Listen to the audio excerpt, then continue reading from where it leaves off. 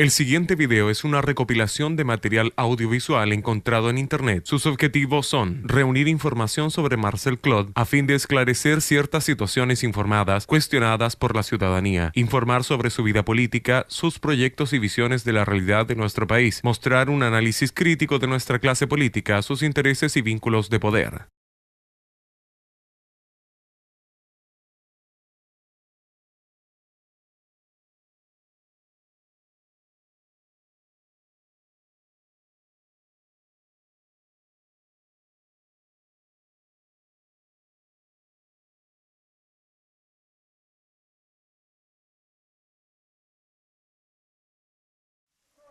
De la economía del país, quienes son los que determinan lo que se produce, quienes son los que controlan la distribución de los productos, quienes son los que influyen determinantemente en la fijación de los precios, quienes son los que gozan del crédito y las divisas, quienes son estos grupos que han contado siempre con las franquicias que le otorgan todos los gobiernos y que se les niega al trabajador y al pequeño empresario.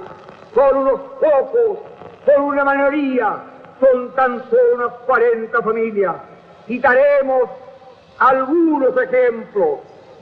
El Clan Edward está en el Banco Edward, en el Mercurio, en la editorial Lord Cochrane. Cuando ganó Allende en septiembre de 70, Augustine Edwards viajó prácticamente el día siguiente a Washington y se reunió con Henry Kissinger, con el ministro de Justicia, John Mitchell, y con el mismo jefe de la CIA, Richard Helms. Se da cuenta del tema de la conversación. Era obviamente cómo evitar que tome la presidencia Salvador Allende. Y en total eran más o menos $2 millones de ayuda directa al Mercurio. Y específicamente hablan de la posibilidad de una opción militar.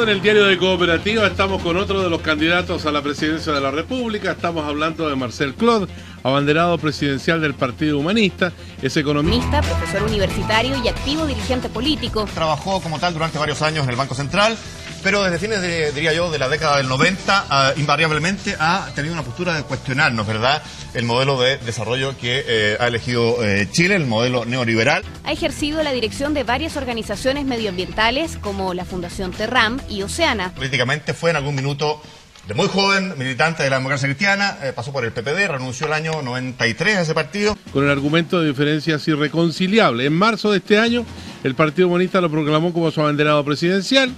Ayer salió una información en la revista Foreign Affairs en Estados Unidos. Es una revista que leen todos los hombres de negocio en Estados Unidos. ¿Qué es lo que dice esa revista? Que hay un solo candidato,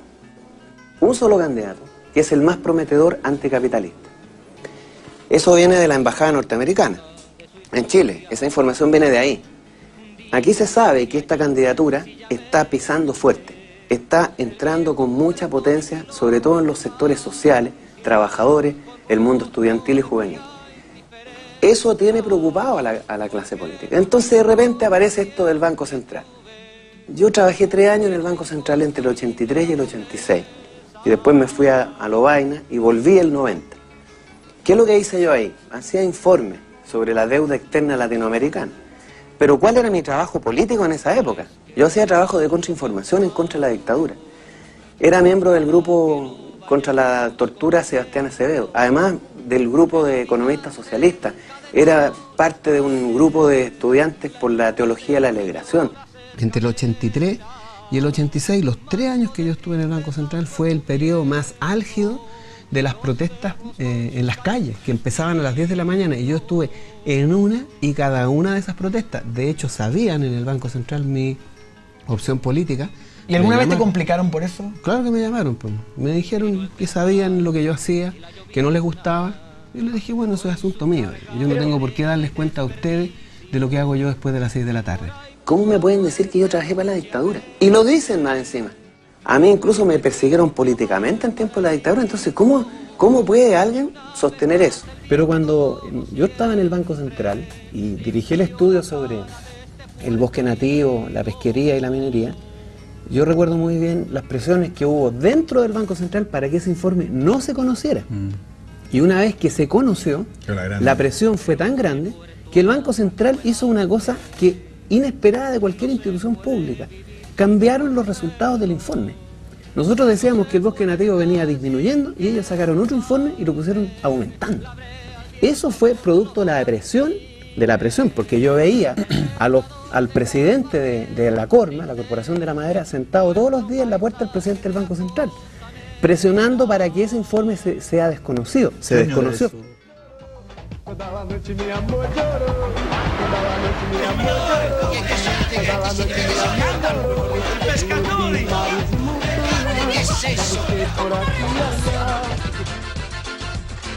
Mientras veíamos su cupira, Marcel Claude publica el libro Una vez más en la miseria, donde analiza profundamente la manera en que se usan en nuestro país los recursos mineros, hídricos, energéticos, pesqueros y forestales. Yo llegué al PPD el año 90, cuando volví de Europa, de mi estudio de doctorado, y como siempre me ha interesado la política, un grupo de amigos que estaba en el PPD me dijo, ¿por qué no te metes acá?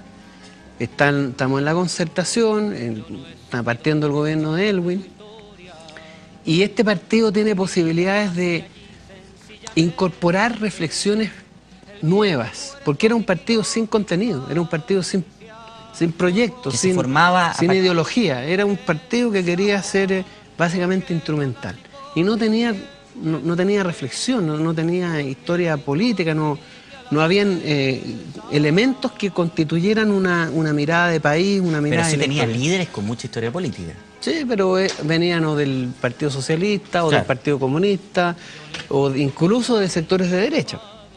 Entonces, yo junto con otras personas entramos ahí e intentamos darle contenido a esto. Y de hecho le dimos harto contenido. ¿Y qué pasó finalmente que te vas el 93 o 95? El 93, a fines del 92, digamos, fue justo antes de la elección de Magnef. ¿Tuviste algún problema específico con alguien? Muchos problemas, pero ¿Con harto, quién? Con Sergio Vitar particularmente, que era el presidente del partido.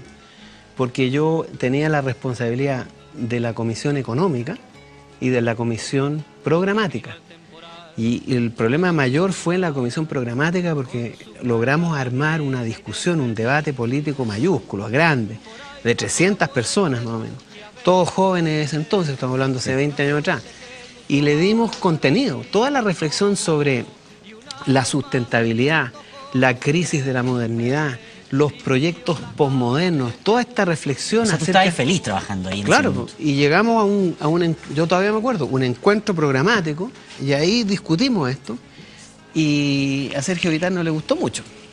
No le gustó nada, digamos. ¿Y como político te lo planteó directamente? No, directamente no, porque los políticos ¿Te lo mandó a decir? ¿Te lo mandó a decir? Me planteó decir que mira, estas cosas no son para estos tiempos, pescó el documento programático que habíamos construido y lo guardó en un cajón y llamó a José Joaquín Brunner para que se hiciera cargo de la comisión. Nosotros además habíamos hecho una reflexión crítica profunda y de hecho le hicimos un cuadrillazo al entonces ministro de Economía, Carlos Minami, claro, y le cantamos la cancioncita completa, porque estaban haciéndose los lesos con la privatización de empresas públicas, lo del cobre, lo de la deuda subordinada, y finalmente porque ya estábamos viendo esto de la conversión del proyecto de la concertación hacia la herencia de la dictadura, empezó el mismo día. Entonces nosotros empezamos el 90, el 91 y el 92 ya la cosa estaba clara para dónde iba ese barco. Y tú esperabas otro camino. Exactamente. O sea, nosotros queríamos cambiar la herencia de la dictadura. O sea, había que terminar con las FPs, con las ISAPRES, la nueva constitución, la reforma del sistema binominal. Todas esas cosas eran parte del proyecto original de cambio de la dictadura. Entonces, Al 92 ya Perdón. la cosa se sabía para dónde iba y algunos nos fuimos y nos fuimos para siempre. Tras su salida del Banco Central, Marcel creó la Fundación Terram en 1997. Su propósito fue crear una propuesta de desarrollo sustentable en el país, capaz de satisfacer las necesidades de las generaciones presentes sin comprometer el derecho de las generaciones futuras a gozar de mayores grados de bienestar. Su idea central es que el desarrollo social va ligado al desarrollo económico, comprometiendo el adecuado trato al medio ambiente. En su manifiesto ecosocialista afirma que, para el ecosocialismo del siglo XXI, no podrá haber lucha social sin lucha ambiental. El año 2002 enfrenta un juicio con los hermanos Adolfo y Andrés Saldívar, presidentes del Partido Demócrata Cristiano y del Senado, respectivamente, por su corrupta conducta referida a conflictos de interés de su familia, con el grupo Angelini, en la participación de empresas ligadas al rubro pesquero, mientras se discutía la ley de pesca que beneficiaba a esos pocos grupos económicos en desmedro de los pescadores artesanales.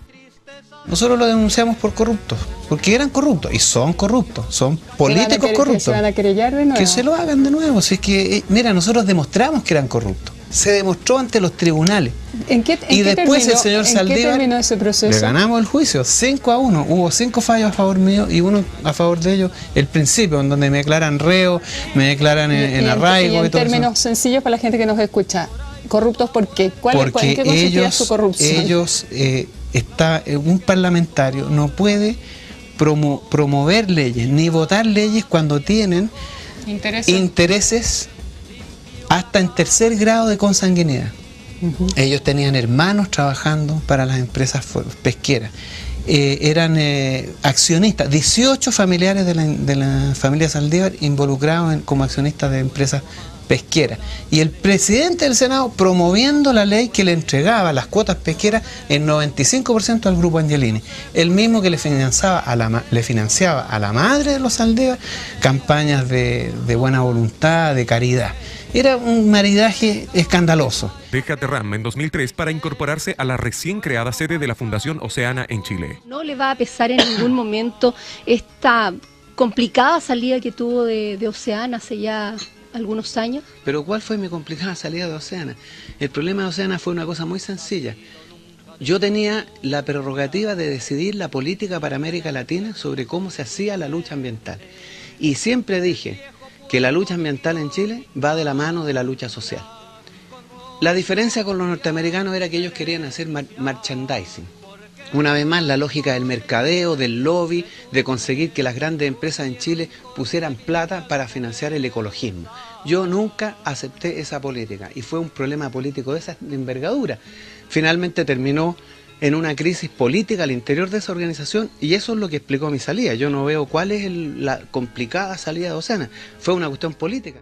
Respecto a su salida, en un comunicado público, Marcel declara: "Yo he elegido luchar por los cambios políticos y sociales que hagan más sustentable la vida de los hombres. He elegido luchar por la libertad de expresión, los derechos ciudadanos, la protección de los recursos naturales y de la biodiversidad. Lo he hecho durante más de 15 años. Oceana sabía quién era yo al convocarme a actuar en América Latina como su representante. No he hecho sino que lo que creo justo y moralmente apropiado. Si mi actuación les incomodaba, entonces lo que correspondía era separar caminos en forma respetuosa y mutuamente beneficiosa". Marcel Claude, economista, 6 de diciembre de 2006.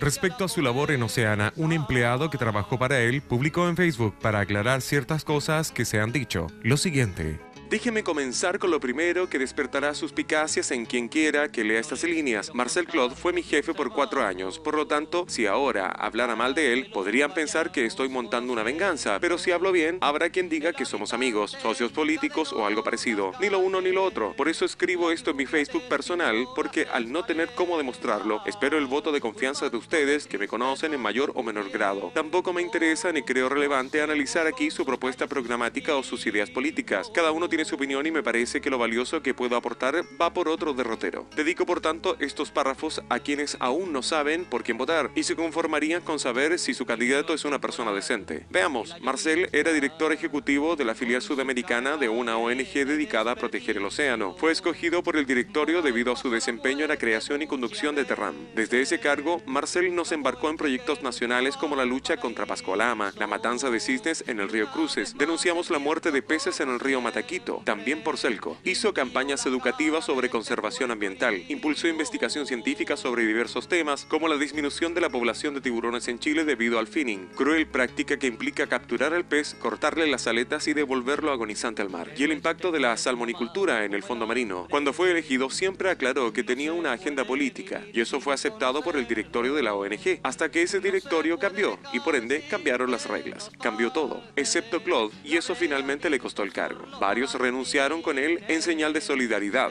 Yo no renuncié y me mantuve alrededor un año más en esa institución. A menudo almorzaba junto a todo el equipo en la mesa de reuniones. También abundaban las pichangas. Creo que sería mejor presidente que volante de creación.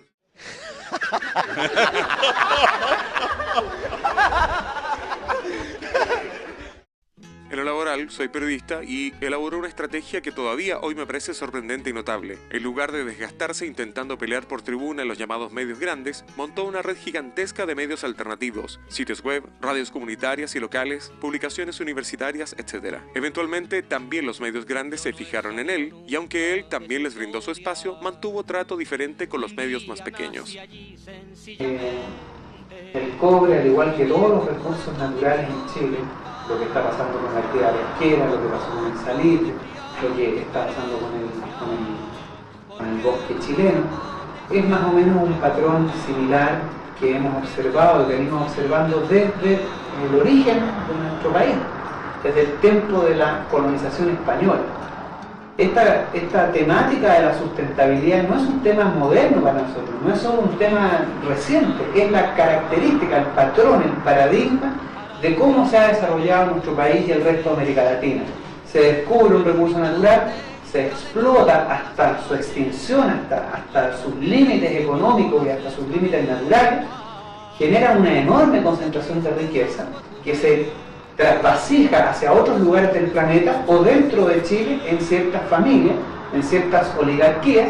Al mismo tiempo se observan procesos de desencanto popular con esta actividad, o sea, movilización obrera, movilización popular, por el problema de la pobreza, de la falta de pagos decentes, de condiciones laborales no muy apropiadas, por no decir definitivamente indecentes, que es la característica del trabajo que hoy día está dando la globalización a nivel planetario. Y finalmente, una vez que se extinguen estas actividades, que se caracterizan, entre otras cosas, por hechos tan singulares como que los jerarcas de estos grupos transnacionales que operan en nuestros países son siempre ampliamente recibidos en grandes recepciones y lujosas recepciones por el presidente de la República, y a los trabajadores, a los obreros, a los chilenos que protestan por las condiciones en que se hace esta actividad, se les aplica simplemente la represión. De su personalidad les puedo comentar que es irónico hasta ser cáustico y que está pendiente de muchas cosas al mismo tiempo. Su humor es variable, pero nunca lo vi maltratar a un subordinado ni faltarle el respeto, al revés de muchos. Tiene el valor de ser cordial con sus iguales y valiente con los que se sienten superiores. Aunque es vanidoso, como todo político que se precie de tal, no tenía miedo de delegar funciones y confía en sus equipos de trabajo. Pero si perdía su confianza, era muy difícil recobrarla. Claude es un tipo consecuente hasta la médula. Lo que se ve en la tele es la realidad. Como dije al principio, no voy a pronunciarme sobre sus ideas, pero sí sobre sus actos. Fue un jefe decente y respetuoso de sus trabajadores, lo que a estas alturas no es menor. Creo que el rasgo que mejor lo define es su intensidad, ese afán de ir por delante frente a todo, sin otro norte que la defensa de sus convicciones. Marcel, ¿qué pasa con la denuncia del Diario 1 de una demanda por tema de cotizaciones con empleados? Sí, bueno, mira, el Diario 1, como todo el mundo sabe y lo hemos dicho muchas veces, fue un proyecto político, no era una empresa, nunca tuvo trabajadores, éramos todos colaboradores de ese proyecto. Nadie tuvo contratos de trabajo, ni tenía una oficina, ni tenía horario, nada. Los que trabajábamos ahí mandábamos una columna, un artículo por semana y por correo electrónico. Lo que ocurrió ahí fue que el diario simplemente no pudo seguir. Yo llegué a una deuda personal de más de 15 millones de pesos, no podía seguir endeudándome para pagar estas colaboraciones porque siempre se pagaron, y cerramos el diario. Nadie fue despedido porque nadie estaba contratado, y hubo dos periodistas que no les gustó y usaron todos sus argumentos legales mintieron, faltaron a la verdad, cometieron perjurio y de esa manera lograron instalar esto como un problema entre trabajador y empleador, y nunca fueron trabajadores y yo nunca fui su empleador. Éramos socios de un proyecto político y no un proyecto empresarial.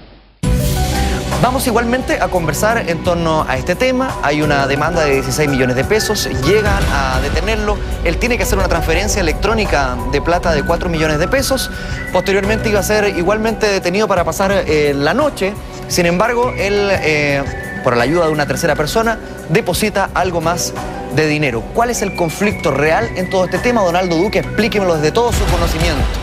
Ocurre lo siguiente, aquí hay un tribunal de familia que fijó una pensión de esta mañana a la casa del candidato presidencial Marcel Clod por un tema de pensión alimenticia que según Clod ya está resuelto. Miguel Acuña tiene los detalles, nos cuenta, adelante. Claro, lo de la pensión de alimentos, mira, yo tengo 3 hijos, los 3 son ya mayores de edad.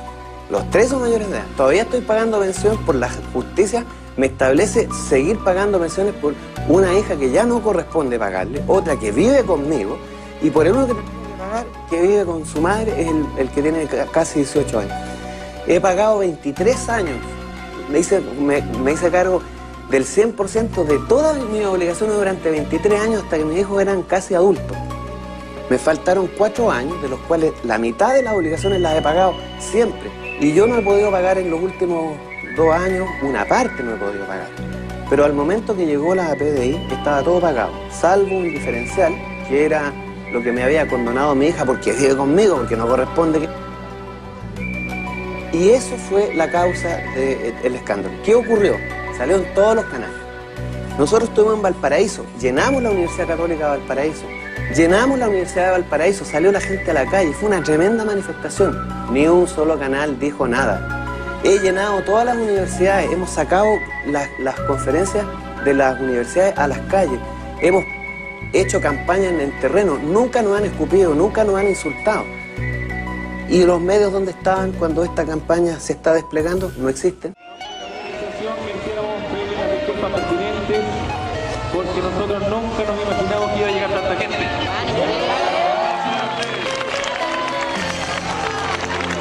Les comunico que Marcel está muy emocionado por esta situación. De verdad estoy muy impresionado por la presencia de tantos estudiantes. Creo que es un signo de los tiempos que corren.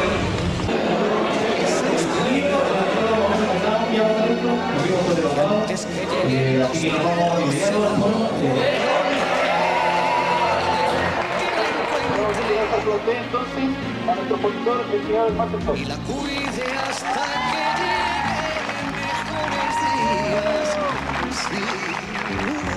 Oye, no sé, no es posible apreciar, establecer algún vínculo más directo con los estudiantes. Bueno, podemos bajar, ¿no? Bajar con todo. Lo tengo aquí.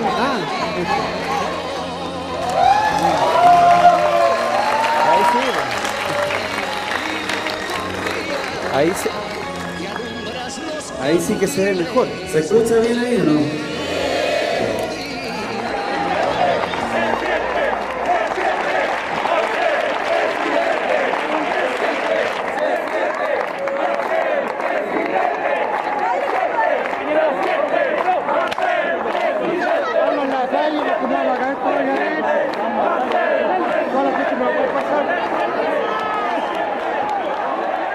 Valparaíso, donde se me indica que hay una importante reunión, una importante manifestación de estudiantes principalmente en torno a la charla que daba el candidato a la presidencia Marcel Clod. Vamos a queremos transitar desde una sociedad del lucro, una sociedad que a lo único que le ofrece oportunidades es a los grandes empresarios, a los inversionistas extranjeros, a los políticos que se venden por unas pocas monedas para pasar leyes de pesca, los trabajadores que quieren hacer cultura.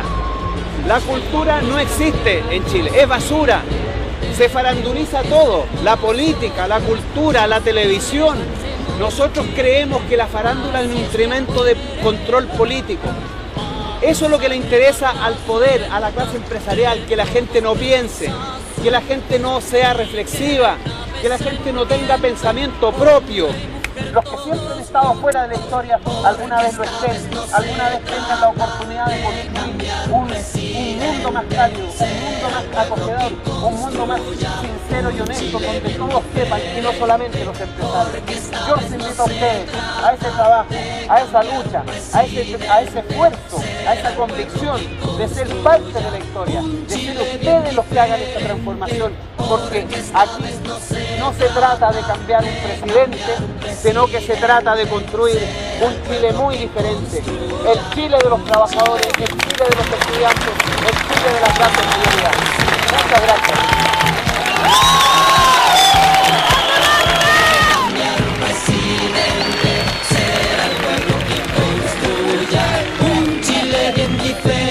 Y que a estos no los escuche nadie, no los vea nadie, que no sepamos que Marcel Clod fue aclamado en una manifestación en Valparaíso hace pocas horas atrás.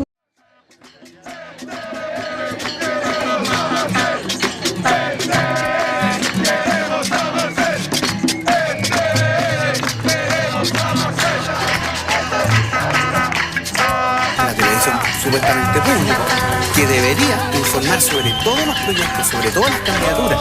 Hoy día lo que está haciendo la Televisión Nacional es simplemente dañar de manera peligrosa y criminal la libertad de expresión de los chilenos.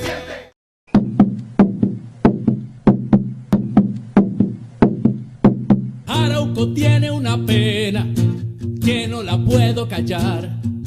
Son injusticias de siglos que hoy todos ven aplicar. Nadie le ha puesto remedio pudiéndolo remediar. Levántate, buen Chuyar.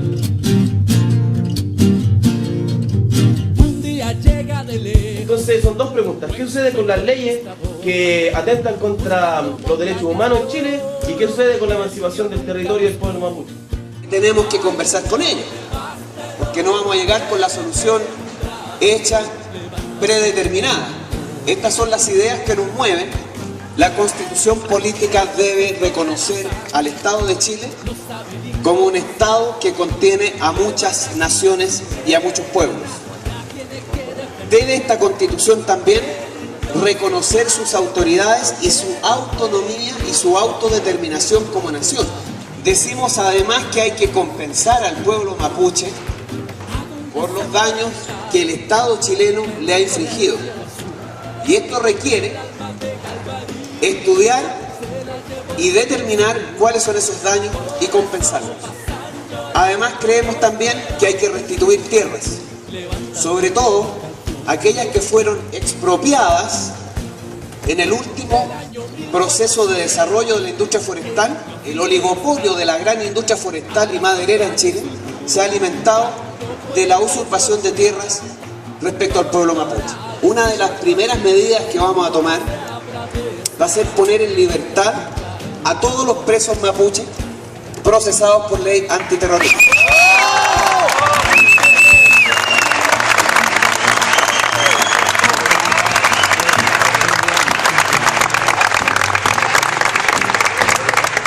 La derogación de esa ley es consecuentemente una aspiración de esta candidatura.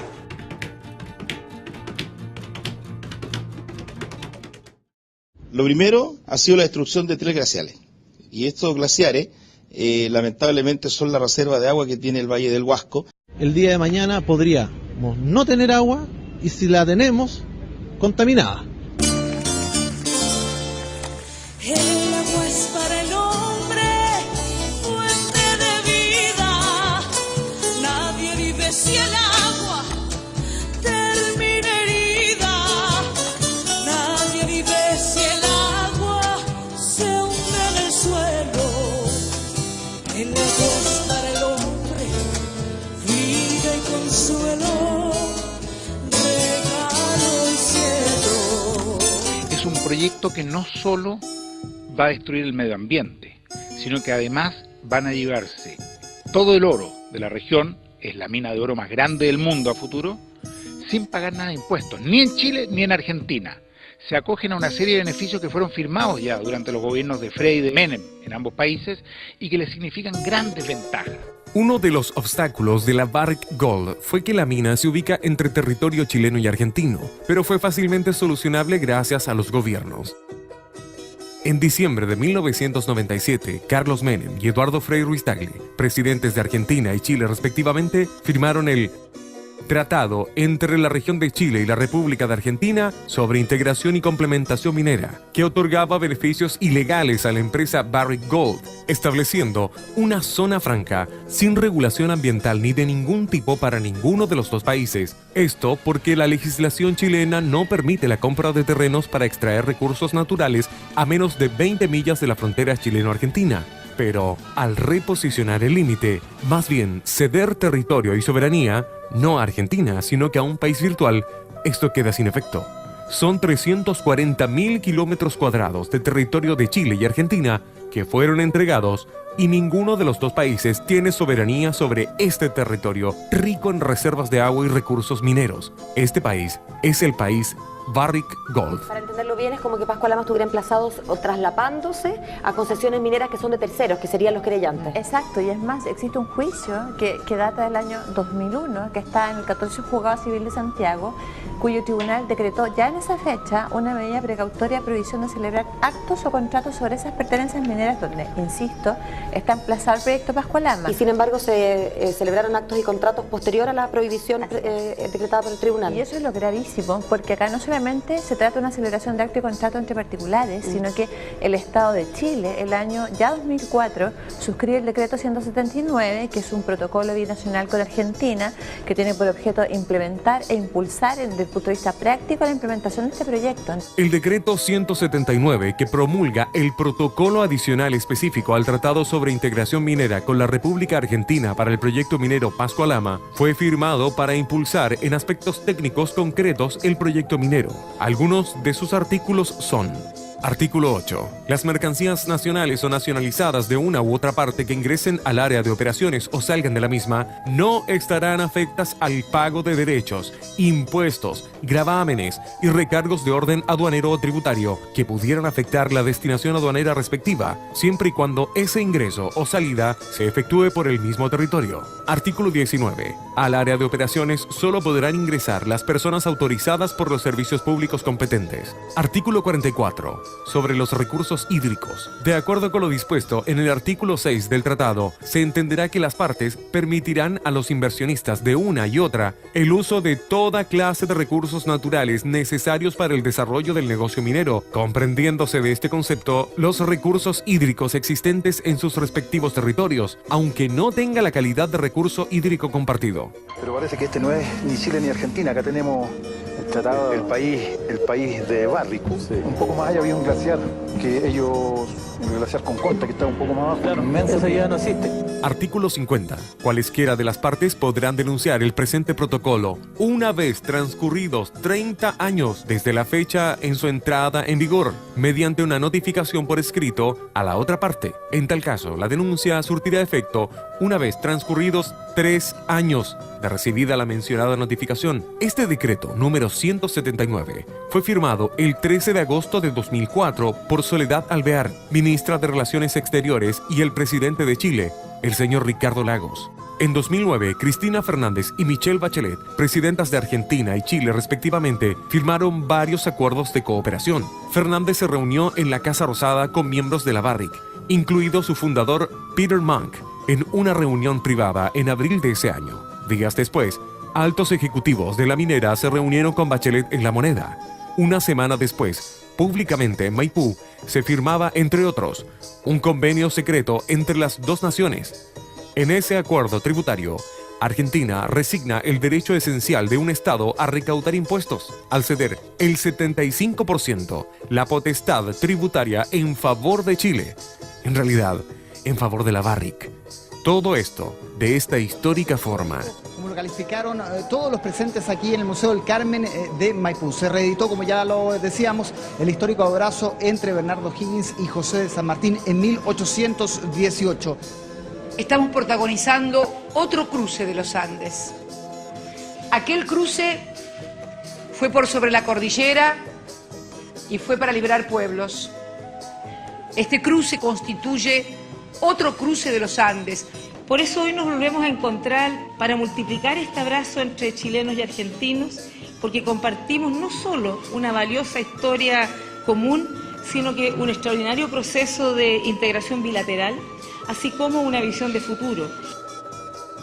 Lo anterior ha sido investigado y detallado por el periodista y diputado argentino Miguel Bonazo, quien escribió un libro llamado El Mal, el Modelo K y la Barrick Gold, amos y servidores en el saqueo de la Argentina, donde denuncia este y otros acuerdos en beneficio de empresas transnacionales. Además, muestra la influencia de George Bush padre y otros multimillonarios sobre la Fundación Rockefeller, vinculada estrechamente con mandatarios chilenos como Ricardo Lagos y la mencionada Michelle Bachelet. De hecho, a meses de abandonar el cargo en septiembre de 2009, la presidenta Bachelet y autoridades chilenas de paso en Estados Unidos, en la reunión de alto nivel sobre cambio climático de la ONU, fueron invitados a una lujosa cena privada organizada por Council of the Americas, organismo que reúne a empresarios transnacionales que hacen negocios en países latinoamericanos como Barrick Gold. También en el organismo participan los conglomerados chilenos, empresas CMPC del Grupo Mate, Celulosa Arauco del Grupo Angelini, Antofagasta PLC de Andrónico Luxic, Corp Banca de Álvaro Sayé, dueño de La Tercera, y el Mercurio S.A. con Agustín Edwards.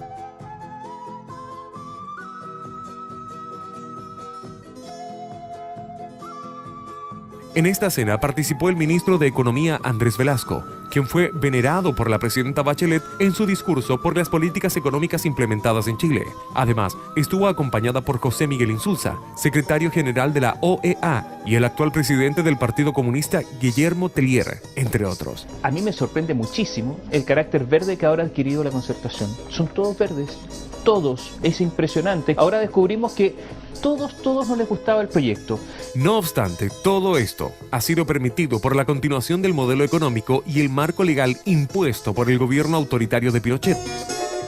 Gracias a la Constitución del 80, el Código de Aguas del 81, la Ley General de Servicios Eléctricos de 1982, las leyes respecto a nuestro subsuelo, cómo están establecidas las concesiones mineras y cómo están establecidas las concesiones también eléctricas. Esto es todo un entramado que los asesores de Pinochet, te fijas, tuvieron 17 años para crear este entramado, y que comienza con la Constitución del 80, comienza con la Constitución del 80, comienza con la Constitución del 80. Chile hoy día va a completar 17 años de dictadura de la concertación, así como tuvimos 17 años de dictadura militar, tenemos una dictadura de la concertación. Y yo lo he hecho responsablemente. Creo que en Chile se reproduce el mismo vicio que se reproducía en otros contextos y con otras formas, pero el mismo vicio de la dictadura. El crimen, el cinismo y la impunidad. Es el gobierno de Eduardo Frei Ruiz-Tagle, en que empieza este maridaje entre prohombres, en la mayoría hombres de hecho, de la concertación y las empresas privadas, tendencia que sigue y se acentúa a través del gobierno de Ricardo Lagos, y se ha producido, te fijas, esta corrupción, porque esa es la verdad. Y se da como por un hecho de que esto significa un progreso y de que oponerse a ello es simplemente ser una especie de romántico del medio ambiente y que no entienden la dinámica del progreso y de la modernidad. ¿Qué nos va a dejar? Muchas toneladas de cianuro, de plomo, de arsénico que quedan en la tierra. Y eso no constituye un tema relevante para Televisión Nacional. Solamente ante la amenaza de una denuncia pública, ante sus puertas y ante sus oficinas centrales, es que ellos decidieron hacer un reportaje de última hora. Eso es lo que prueba la reproducción del vicio de la dictadura, ¿no es cierto? Cuando teníamos medios de comunicación que ocultaban esto, que ocultaban el delito, que ocultaban el abuso, hoy día tenemos exactamente lo mismo. Medios de comunicación que ocultan el vicio, que ocultan el abuso, que ocultan los verdaderos problemas.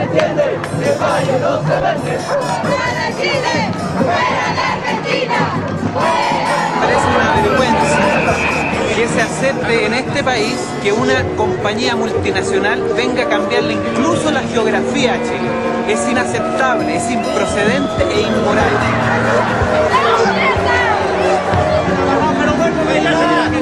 Yo me llamo Luis Fabra, soy concejal de acá de Alto del Carmen y mira cómo me tienen. Por defender el valle. Todos nos hemos equivocado alguna vez en la vida. Lo importante es reconocer el error y tenemos el derecho a cambiar. Si la Concertación dice nos equivocamos un montón, y en todo esto tenemos el derecho a pensar distinto, nosotros podríamos de verdad tener un poco de respeto.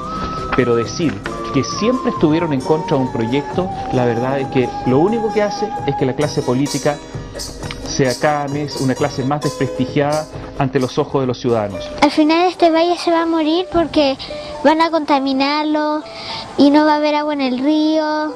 Por ejemplo, en el río de Copiapó, parece, o de Serena, ya no hay nada de agua.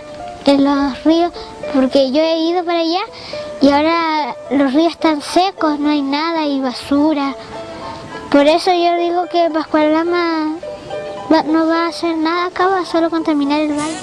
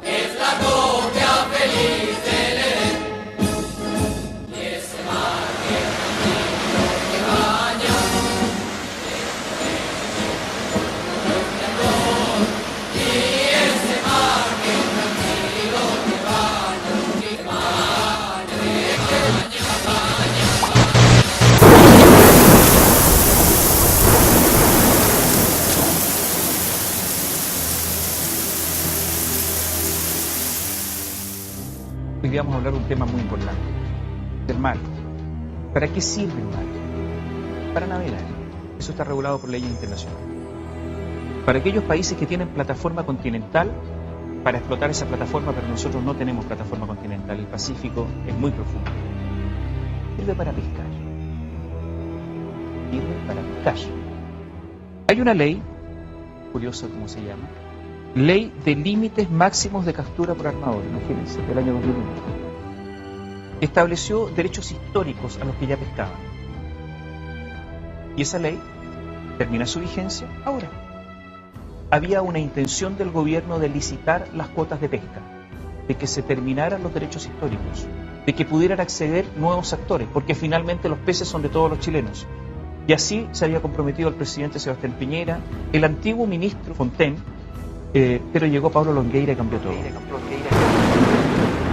El proyecto de modificación de la actual ley de pesca que impulsa el ministro de Economía y candidato presidencial Pablo Longueira es la parte final de un largo intento de privatización y de expropiación de las pesquerías del país, y que a través de este proceso que lleva ya más de 10 años se intenta entregar en esta oportunidad los recursos pesqueros del país gratuitamente y a perpetuidad a 7 familias que controlan el 85% ya de las cuotas globales de la pesca industrial. Este proceso comenzó en el gobierno de Ricardo Lagos, el cual reconoció derechos históricos a las compañías industriales como el paso previo para iniciar los procesos de entrega y de privatización de las pesquerías del país a estos grupos empresariales. Y lo segundo, el tema de las cuotas, y eso ya es lo más complejo, porque recordemos que el año 2002 lo que hizo el proyecto de ley aprobado por el gobierno de Lagos fue otorgar estas concesiones a quienes históricamente habían pescado, los grandes empresarios. Proyecto de ley aprobado por el gobierno de Lagos. Primero hay que ser presidente. Por ejemplo, como pequeños armadores hemos participado 14 veces en la licitación y las 14 veces hemos perdido. Entonces me llama la atención. Tenemos una legislación que favorece a un muy pequeño grupo de empresas durante mucho tiempo, que le da rentas enormes a esta empresa y además ni siquiera han sido capaces de explotar eficientemente el recurso, sino que sobreexplotan una y otra vez y terminamos sin pesquería. El proyecto de ley es fundamentalmente ecológico. Este es un proyecto que lo que quiere es justamente que nuestro mar le pueda entregar a los chilenos los recursos que tiene. Y para eso necesitamos justamente sustentabilidad. La sustentabilidad de la que habla el ministro Longueira no es nada más que la sustentabilidad de las grandes empresas pesqueras. Los recursos pesqueros en Chile están absolutamente colapsados. Ese es el otro tema, ¿de qué derechos históricos me hablan? Colapsados. Obviamente, partimos con el langostino colorado en los años 70. Después vino la sardina española, que se diezmó en 3 años. Después viene la merluza española. Después el jurel, la merluza común.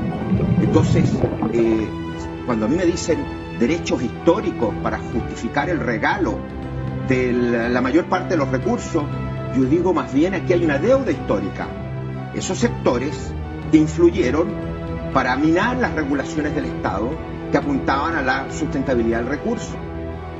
Los pescadores, los industriales pescaban hace un par de años atrás, no más de 10 años atrás. No más de 10 años atrás pescaban más de 4 millones de toneladas.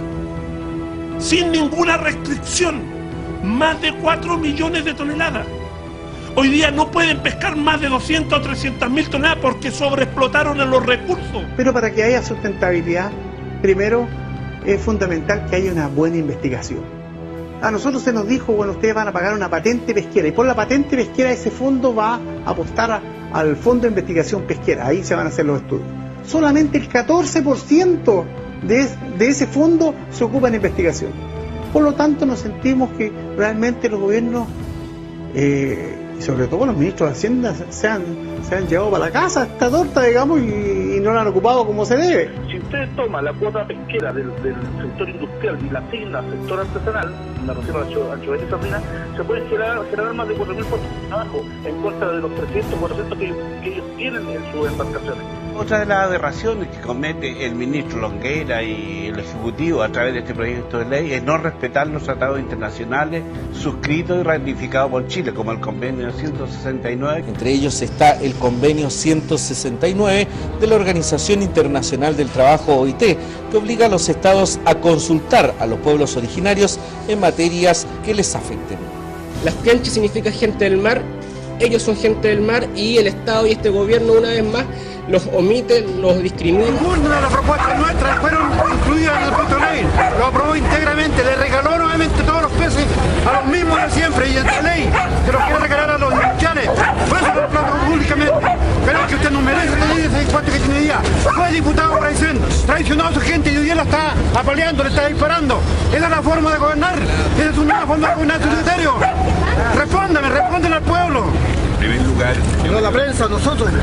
Yo creo que lo que tenemos que hacer es poder entendernos con respeto. Que me dijo que era un huevón de mierda, concha su madre. No, así se expresa este señor subsecretario de Pesca. Que el gobierno lo sepa, que lo sepa la opinión pública. Con respeto. Bueno, yo agradezco la visita de la diputada y bueno, estar junto a los pescadores para mí es bueno. Ahí se ve que ella está luchando por el pescador artesanal, al cual nosotros lo orgullece de esta diputada por lo que está haciendo, porque eso los trae confianza de que está luchando por su región. Diferente habría sido recibir la donación y no haber trabajado con ningún trabajador de la pesca artesanal, ni tampoco con los trabajadores laborales. Diputada, entonces, para ir despejando algunos temas, porque en esta respuesta me queda la sensación de que usted está consciente de que recibió donación de parte de Corpesca, ¿sí o no? Puede ser que sí, claro que sí. Nosotros pensábamos que lo iba a apoyar por lo que dijo, pero lamentablemente en las votaciones no se refleja eso. En las votaciones que hace la señora Marta Isasi van todas en contra de la pesca artesanal, todo. Y en nombre de los pescadores artesanales de mi región, reitero mi voto a favor de esta iniciativa para así preservar la primera milla marina a los verdaderos pescadores artesanales. He dicho, señor presidente. Marta. Han votado todas las señoras ¿Cómo y señores. Resultado de la votación. Por la afirmativa, 58 votos, 44 en contra, una abstención.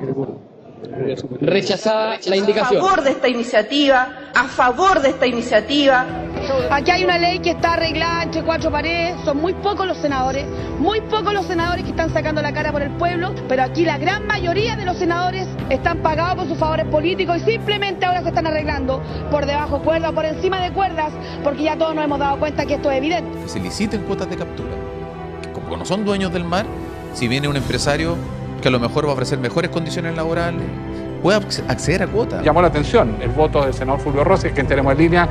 Creemos que el senador Rossi, militante del Partido Socialista, está traicionando los idearios del Partido Socialista, apoyando a los empresarios de este país. Aquí hay un negocio político, campañas políticas que se vienen el próximo año y aquí hay una ley a través de campañas políticas, nada más. Y nada, venirme a hablar así, vos de mierda. Que los señores senadores legislen hacia el pueblo, mirando a este territorio y devuelvan los recursos que pertenecen a Chile. Y no se los dejen a las 7 familias hoy día proclamados en 4 grandes conglomerados. El pequeño sector al que favorece esta ley está conformado por 7 familias que forman 4 grupos económicos. Las familias son Angelini, Fernández, Lecaros, Giaconi Santa Cruz, Izquierdo, Sarkis y Stengel. El grupo Angelini, con participación de la familia Lecaros, comandan la pesquera Horizon, que agrupa varias empresas pesqueras. Los Stengel y los Fernández unieron sus empresas conformando la pesquera Camanchaca. El grupo Giaconi Santa Cruz, con la familia Sarkis, forman el grupo Blumar. Y la familia Izquierdo, unida con una empresa europea, conforman el grupo Mar Food. La ley 19.653 impide a los parlamentarios debatir y votar leyes donde estén comprometidos sus intereses y los de su familia, hasta tercer grado de consanguinidad.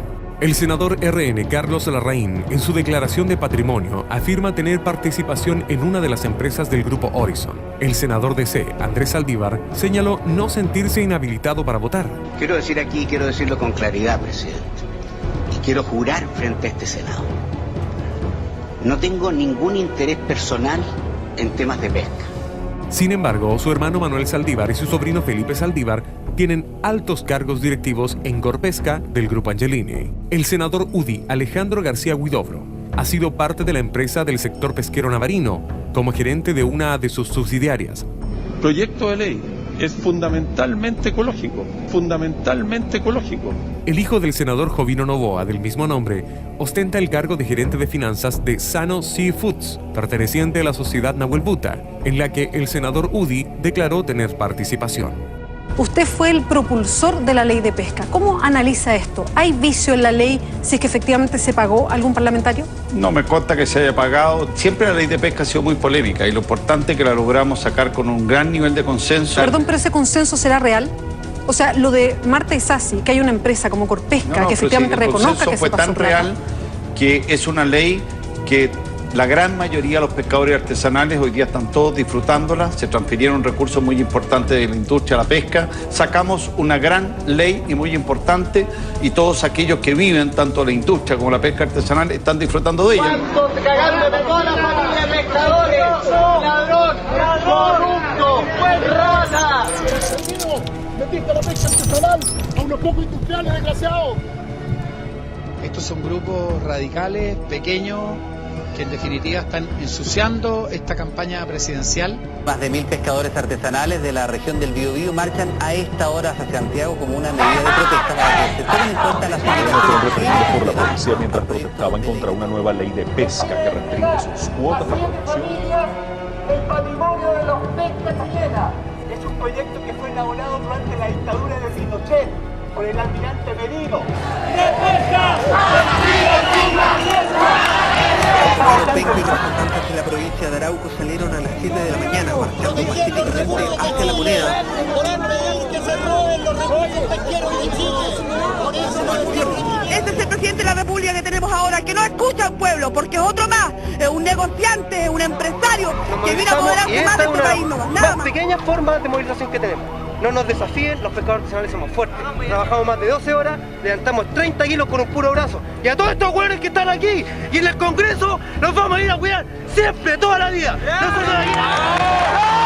Lamentablemente, con un proyecto de esta naturaleza es imposible dejar a todos contentos. Una ley que va a perjudicar sin duda la pesca artesanal. Aquí nadie es dueño absoluto de la verdad. Me da la impresión que el señor ministro y el gobierno se creen dueños de la verdad, pero aquí también hacemos un llamado a los parlamentarios de todas las políticas de mi sector de la mesa. Con la famosa ley de pesca de Piñera, mire cómo me tiene. Absurda para justificar un compromiso que ellos tienen con las 7 familias más ricas de este país, que son los dueños de la pesca y de las empresas.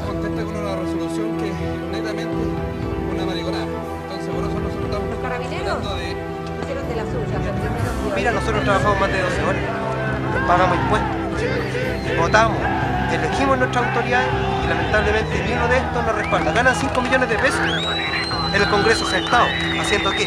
Nosotros trabajamos 12 horas todas las noches, y con suerte ganamos 20.000, 25.000 pesos. Y fíjate que lo que tenemos que estar extrayendo son 2 toneladas, 3 toneladas de pesca. Lo único que causa este tipo de leyes, el gobierno viene implementando desde 1980, los gobiernos de la concertación y los gobiernos de la Alianza por Chile, es solamente pauperizar el trabajo de todos los trabajadores de Chile y muy particularmente desde esta frontera del pescador artesanal. Estos grupos anarquistas de izquierda finalmente destruyen nuestra democracia.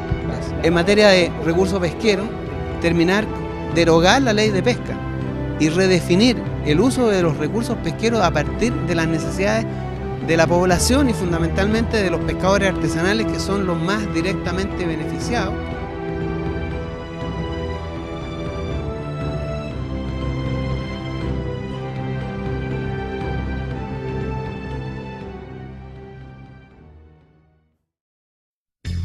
Yo recojo el concepto funcional. ¿No podría, por lo tanto, considerar también que lo que hace usted con el Partido Humanista finalmente es una opción funcional? Usted dice, bueno, yo necesito el partido para poder escribir la candidatura. ¿No es algo funcional eso? El Partido Humanista hace 20 años también que está con esto mismo. No es una cuestión utilitaria. Ellos me apoyan a mí porque comparten el ideario que yo he defendido junto con muchas otras personas durante 20 años. Y yo me siento cómodo con el Partido Humanista porque hace 20 años que están coherentemente con este mismo postulado, con estos mismos principios y estas mismas políticas. No es que acá haya un acomodo, una utilización de la herramienta funcional o para evitar la junta operativa. Bueno, pero lo que pasa es que lo de la firma es una cuestión circunstancial. Evitárselo significa un problema menos en términos de financiamiento. Pero aquí lo central no es eso. Aquí lo central es un proyecto político que apunta al bienestar, que apunta al pasarlo mejor en este país, porque Chile hoy día es nada más que un nicho de negocio. Nosotros estamos planteando construir una sociedad de derechos, centrada en los derechos. Eso me interesa que conversemos un poquitito.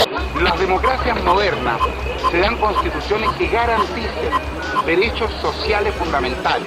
El derecho a la salud, el derecho a la educación, el derecho a la vivienda, el derecho a un trabajo digno, el derecho a una jubilación adecuada, no están garantizados en esta Constitución. Lo que se requiere hoy día en Chile es una asamblea constituyente con la participación de los distintos sectores políticos, sociales, culturales, étnicos de nuestro país, en el cual se recojan las demandas, se generen las propuestas, se elabore una propuesta de nueva constitución, se plebiscite al conjunto del país y luego se promulgue. Eso se hace en las democracias. Una sociedad de derechos. Yo he recibido una invitación del presidente Ricardo Lagos, en la cual me invita a la ceremonia de la firma de la nueva Constitución Política de la República. Acá está una gran mentira que me parece fundamental que el pueblo conozca. Es la misma Constitución con algunas modificaciones. No es una nueva Constitución. Por eso que nosotros, hasta que en Chile no haya una Constitución verdaderamente democrática, la votamos a la basura. En Chile lo que se llama modelo de desarrollo no es tal. es simplemente un patrón de acumulación de poderosas riquezas concentradas en muy pocas manos. La gran transformación de capital natural en capital financiero. Por ejemplo, en materia forestal, la riqueza del señor Mate, en la pesca del grupo Angelini, la industria minera, Luxic. Las grandes fortunas de este país se explican por una depredación inmisericordia y una extracción indiscriminada de recursos naturales. He estado en Valdivia, donde la planta Celco, autorizada por el gobierno de la Concertación, ha terminado asesinando a los cisnes de cuello negro, pero además contaminando las aguas subterráneas. Y mientras los pueblos del interior no pueden llevar adelante proyectos agrícolas porque se le dice a la gente que no hay agua, acá el gobierno de Chile está regalando el agua de todos nosotros a estas transnacionales del cobre que se la llevan sin pagar ni un solo peso. Esa agua nos pertenece a todos y es una obligación moral que tenemos defenderla para las futuras generaciones. Y acá en la franja hablamos sin pelo en la lengua. Tiramos la Constitución a la basura porque es mala. Y aunque unos pocos se escandalicen, yo sé que la mayoría de ustedes está de acuerdo en que hay que cambiarla. Yo por lo menos saque el 1%, el 10% o el 40%, voy a seguir trabajando después de las elecciones hasta que vea que en Chile hay más respeto por las personas. En un país en que la distribución de los ingresos es una de las peores del mundo, en que la gente está asfixiada por las deudas que ya ha pagado 2 o 3 veces y la sigue debiendo, puedo afirmar que la delincuencia es un modo de explosión social provocado por el sistema político, económico y judicial actual, que privilegia a unos pocos que se han apoderado de la riqueza y el poder político de la nación. Es por ello que nuestra prioridad es el cambio del sistema político y económico que está llevando al país al desborde social. Para eso, por cierto, que se necesita una nueva constitución. No se trata solo de participar, los jóvenes quieren decidir. Entonces, si no se les da ese espacio, después no nos quejemos. ¿O qué queremos? Que participen, pero solo hasta donde les interesa que tengan el poder y no más allá. Eso, por decirlo menos, es una frescura. ¿No será que este nivel de concentración de la riqueza en que vivimos en Chile está asfixiando un conjunto importante de la población? ¿Qué tipo de país estamos construyendo? Llenémonos de casa, pongamos una regla alrededor de todo el país y tal vez resolvemos problemas. Desconcentración del poder es la respuesta. Nos gusta o no nos gusta. Les gusta a algunos, no les gusta. Desconcentración del poder económico. A mí me parece que ese es el camino que tenemos que tomar. Y lo que creo que saben es que tarde o temprano lo vamos a hacer. Tarde o temprano Chile va a ser un país más justo, va a ser un país mejor. Entonces digo, ¿a qué seguir perdiendo tiempo? ¿Por qué no construir un país más bueno, más justo, en el cual realmente nos estamos orgullosos de que el resultado del crecimiento y del desarrollo es compartido por cada uno? Que cada familia recibe por retribución, por el aporte que está haciendo, lo que le corresponde. Ese es el Chile que nosotros vamos a hacer.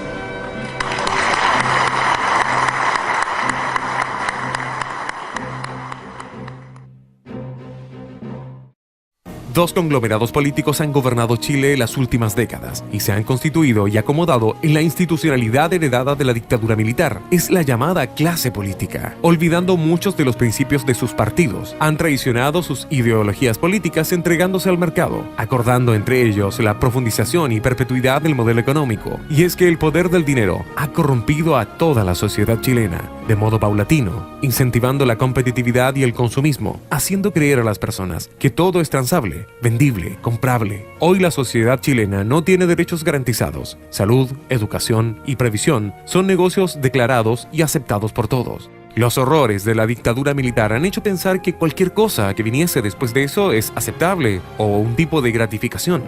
Veo un país que sabe evitar los desastres ecológicos, con un Estado eficiente que facilite la iniciativa creadora y sobre todo que escuche a la gente.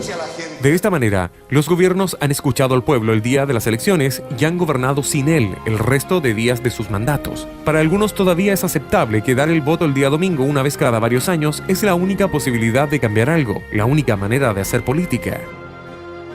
Con esto a su favor, con el pueblo silente, tranquilo y sumiso, Frei y Lagos establecieron la privatización como política esencial de sus gobiernos, dejando en manos de empresarios extranjeros y unos pocos chilenos el control de todo, de la salud, la educación, de la previsión, de los recursos naturales como el cobre, el agua y el mar.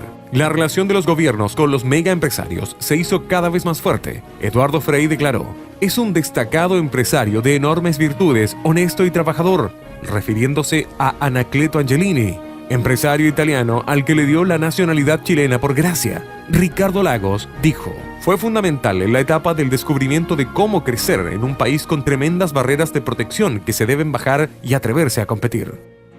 Por tanto, le liberó de esas barreras con la Ley Corta de Pesca en 2002 y junto con la Ley Larga de Pesca, más conocida como la Ley Longueira, dio perpetuidad a gozar de prácticamente la totalidad del mar chileno, no precisamente a él, porque se murió, pero a su sobrino Roberto y un selecto grupo de empresarios. En 1992, Agustín Edwards, dueño de El Mercurio, quien fue pieza clave en el contacto con la Casa Blanca para el financiamiento del golpe militar en 1973 y la instauración del modelo de Milton Friedman en Chile durante la dictadura, crea la Fundación Paz Ciudadana, con el objetivo de ser una institución de referencia técnica para los gobiernos en la implementación de políticas públicas en temas de seguridad. Eso en teoría. Pero en la práctica, Paz Ciudadana se basa en teorías que no buscan centrarse en el hecho de los delitos, en sus causas, sino que impera la visión simplista del premio y castigo como forma de impedir y controlar los delitos.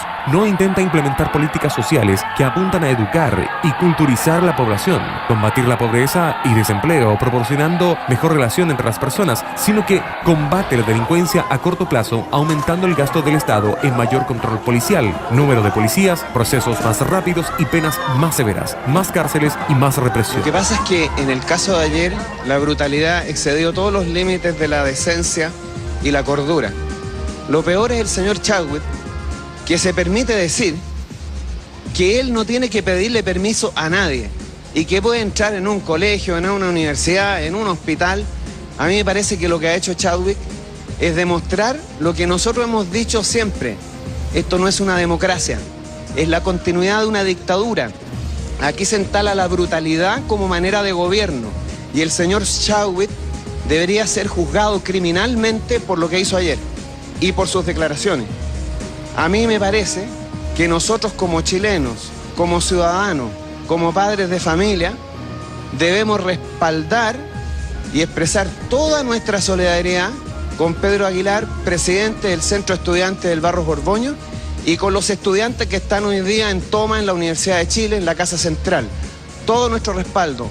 Nosotros, si llegamos al gobierno y nosotras, vamos a modificar radicalmente los comportamientos de Carabineros, porque nos parece que son dignos de la peor de las dictaduras y no de una democracia. Pero, ¿qué tiene que ver una institución que se declara apolítica y autónoma con la relación entre los políticos actuales y el poder económico? Pues al parecer, basta mirar quiénes conforman el directorio y los distintos cargos administrativos y técnicos que han formado parte de Paz Ciudadana en sus 21 años de existencia. Algunos nombres: Agustín Edwards, Sergio Vitar, Bernardo Mate, Soledad Alvear, Paola Luxic, Eugenio Tironi, Edmundo Pérez Lloma, Alberto Espina, Roberto Méndez, Álvaro Sayé, Horst Pollmann, Mónica Jiménez, Carlos Cáceres Contreras, José Miguel Galvez, José Antonio Garcés, Alberto Casís, René Cortázar, Javiera Blanco. Quizás sirva de ejemplo esta institución para hacerse una idea de lo estrechas que son las relaciones entre política de concertación y alianza con los empresarios y el vínculo de estos con los medios. Es interesante ver cómo los directores de las redes de los medios escritos más grandes del país aparecen representados en el directorio a lo largo de toda la historia de la institución. Estas empresas son el Mercurio Sociedad Anónima, que incluye a El Mercurio de Santiago, de Valparaíso, de Calama, de Atacama, de Antofagasta, La Estrella de Valparaíso, del Norte, de Tocopilla, de Arica, del Huasco, del Loa, de Concepción, de Chiloé, el Diario Austral de Temuco, Valdivia, Yanquihue, Osorno, Diario Las Últimas Noticias y La Segunda, Líder de San Antonio, además de una red virtual de diarios online llamados Soy, y agregando el nombre de cada ciudad donde absorbieron medios locales independientes. Como si lo anterior fuese poco, la concentración de medios de comunicación continúa con algunas radios como Digital FM, Positiva FM, el portal web emol.cl,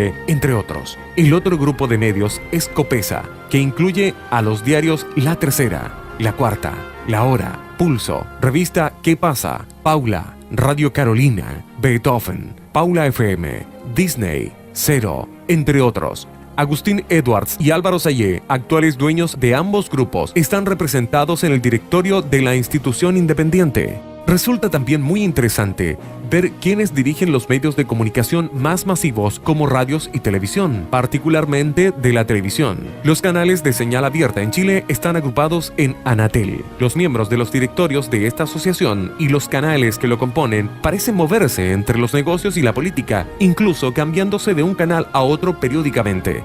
Es curioso también escuchar entre quienes aparecen en la televisión referirse a los otros como canales de la competencia. Hablar de la grúa televisiva es como ver estos productos distintos en sus características organolépticas y pensar que son competencia cuando en el fondo pertenecen a la misma compañía. Con el dinero controlando a través de sus dueños las comunicaciones, estas se transforman en lo que se conoce como uno de los poderes fácticos más influyentes que tienen los gobiernos. De manera que sus pensamientos bombardean de información inconscientemente a los ciudadanos y al público en general, generando una visión de la realidad muy influenciada por las ideologías y decisiones de los gobiernos. Al no existir diversidad de medios alternativos que compitan con estos grandes medios, la relación es directa, porque aproximadamente más del 90% de publicidad del gobierno, ministerios, municipalidades, servicios e instituciones del Estado es otorgado en medios escritos a estos dos grupos, lo que se traduce en aportes económicos. De esta manera se financia la gran prensa escrita.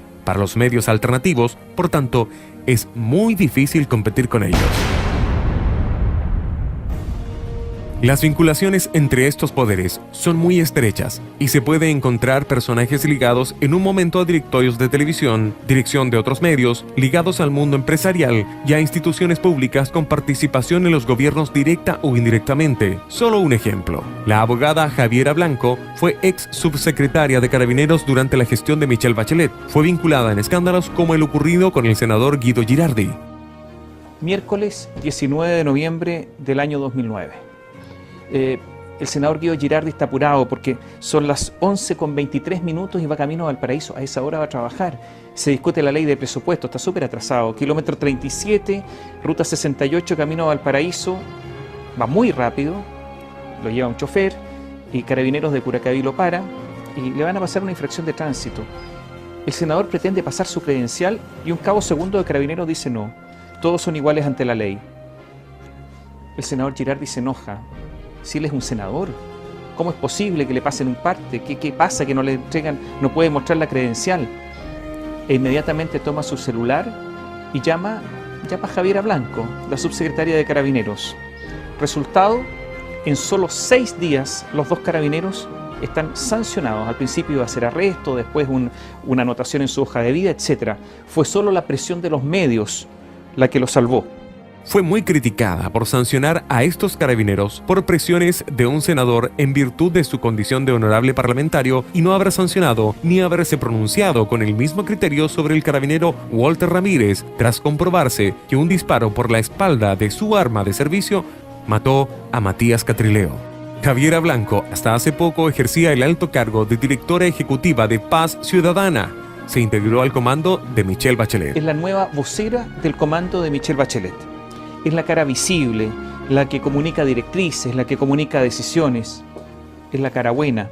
Otro que encontró un lugar en el comando de la candidata presidencial fue René Cortázar, quien participaba en directorios de las grandes empresas como DIS, Entel Chile, Corp Banca y AES Gener, antes de ser ministro del Trabajo de Patricio Aylwin. Durante el gobierno de Eduardo Frei Ruiz-Tagle, coordinó el programa económico cuando Frei era candidato presidencial. Participó en el gobierno de Michelle Bachelet como ministro de Transporte y Telecomunicaciones en medio de la crisis del reciente proyecto estrella de Ricardo Lagos Escobar, el Transantiago.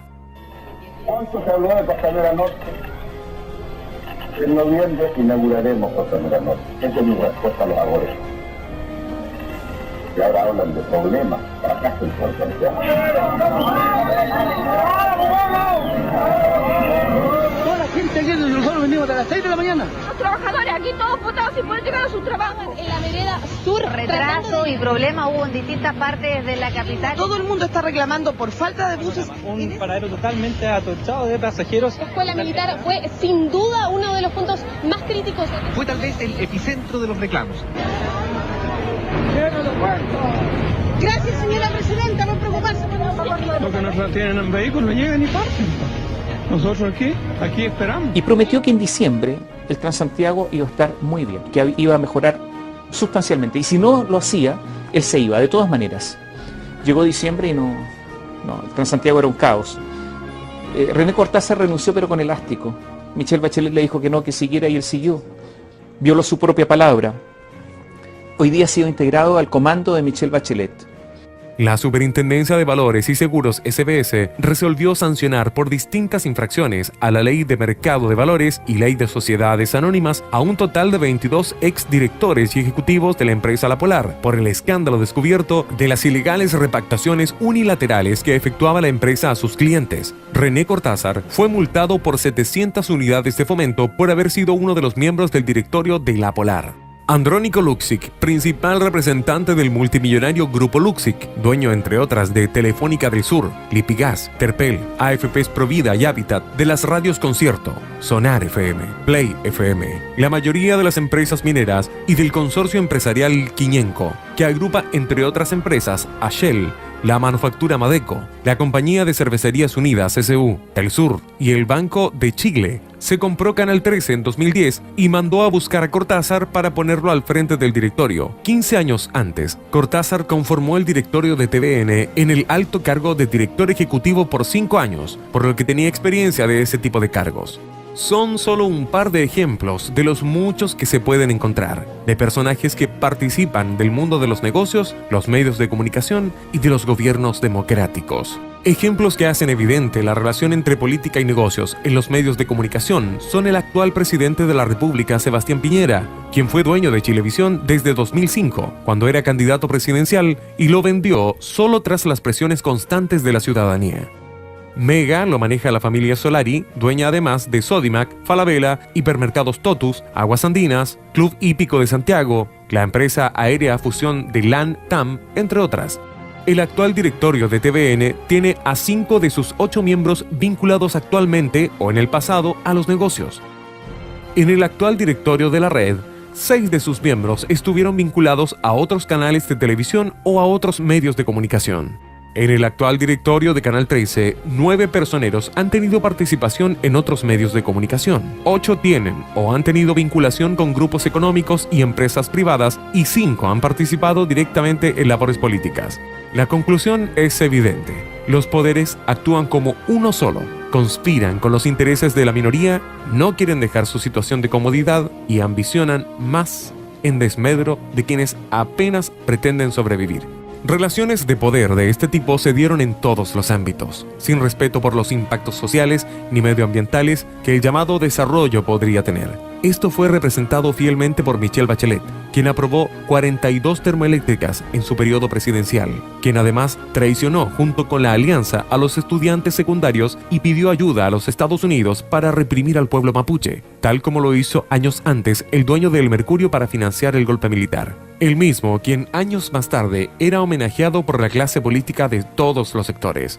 La traición que nos realizó en el año 2006, que no olvidamos tampoco la represión que hacía el pueblo mapuche y que se acuerde de Patricio Troncoso, y que tampoco olvidamos los proyectos termoeléctricos e hidroeléctricos que aprobó, y uno, el más reconocido acá en Santiago, como es el Alto Maipo.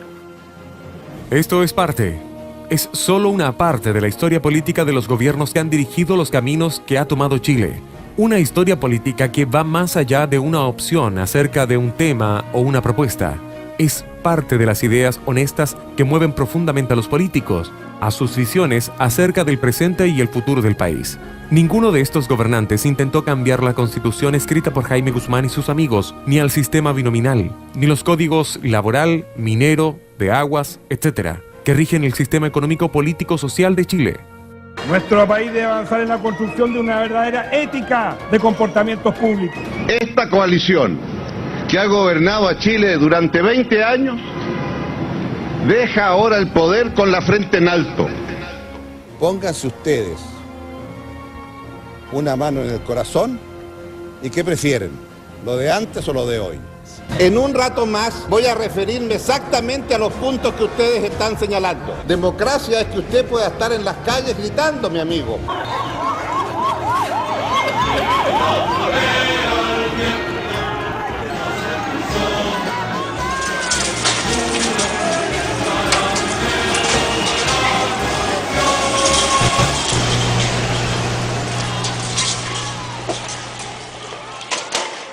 La vida de Marcel Claude está marcada por la defensa de sus ideales, el desarrollo económico y social del país, de la mano de la protección del medio ambiente, una visión ecológica que va más allá del interés económico, mira a la protección de un ambiente sustentable en sintonía con la comunidad, con las necesidades de esta. Su pensamiento supone el alcanzar un estado superior para los pueblos, la llamada patria grande, Latinoamérica, como una sola, orgullosa de sus raíces, de sus pueblos originarios, de sus pesares y males, de sus triunfos y riquezas naturales y culturales. Hay una mirada crítica al sistema gobernante, al modelo político y económico, que explica que Chile se encuentra entre los 10 países con la peor desigualdad en todo el mundo. Las propuestas del movimiento son muy radicales, porque hoy en Chile todo lo que pretende cambiar algo es radical, es extremo. Clase política, negocios y medios de comunicación unidos han cambiado el sentido de la lógica en el país. La visión de la realidad es directa. Las ideas no se expresan ni se proponen al movimiento social en conjunto desde afuera, sino que nacen de ahí. Marcel ha surgido de esos movimientos, ha sido parte de ellos. Por eso, tal cercanía con las ideas, que nutren mutuamente a los actores. Es indudable que la organización de la sociedad, del movimiento social movilizándose, aterra a la clase política y a los grandes empresarios que los financian. Las acusaciones sobre Marcel y su correspondiente cobertura mediática irán en aumento probablemente, pero siempre habrá una explicación para ellas, y al igual que con toda información que podamos recibir particularmente de los medios grandes, corrompidos hace mucho al servicio de unos pocos que tienen y quieren todo. Es necesario buscar por iniciativa propia, y seguramente la explicación no tarda en llegar. Difundir el movimiento y no quedarse sentado esperando a que hagan esto, a ver si cumplen, a ver si las buenas intenciones las hacen o no. Parece ser la solución.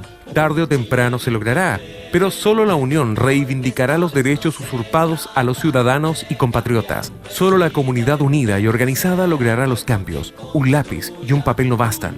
No han servido de mucho anteriormente. Solo ese antecedente debería hacer pensar que el lápiz conspira contra los ciudadanos, en la decisión de participar democráticamente al menos.